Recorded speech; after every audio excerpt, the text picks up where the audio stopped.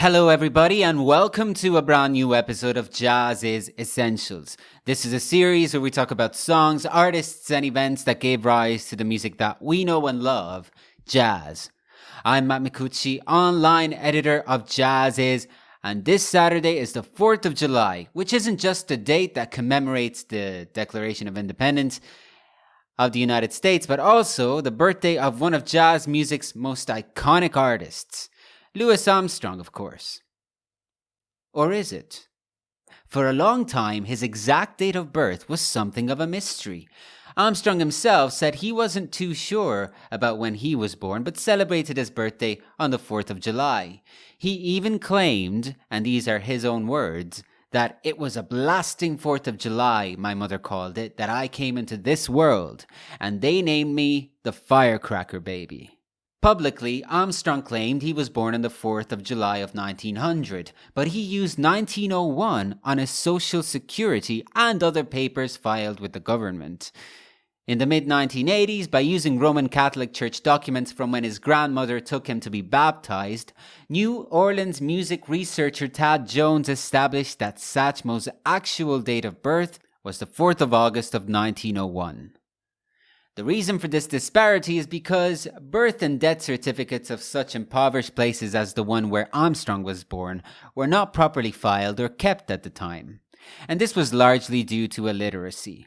Thus, people would just assign themselves their own date of birth, and it would often be such landmark dates as the 4th of July or the 25th of December, and so on.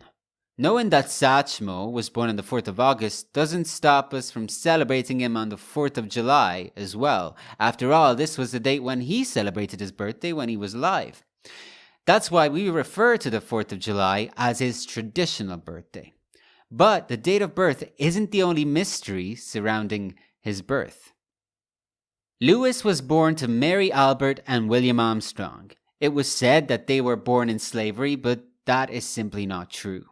But Louis also insisted in his autobiography that the street where he was born was named James Alley and not Jane Alley. However, James Lincoln Collier states that there are extant pictures of the street in which the sign Jane Alley is present. It is also said that at birth he was given the middle name of Daniel, but this name does not appear in his baptismal certificate. Armstrong himself didn't know where the name had come from, and he never used it. What we do know for sure is that he was born Louis, but there is some mystery around the pronunciation of the name itself. Personally, he preferred that his name be pronounced Louis. And he was even registered as Louis, spelled Lewie, for the 1920 US Census. Several publications have made the point that the French pronunciation of Louis was commonly used in Louisiana, especially at the time. Yet Louis himself added further confusion by occasionally pronouncing the S of his name, including in one of his biggest hits of all time, his version of Hello Dolly from 1964. No legends are without mystery, and certainly such is the case of Louis Armstrong.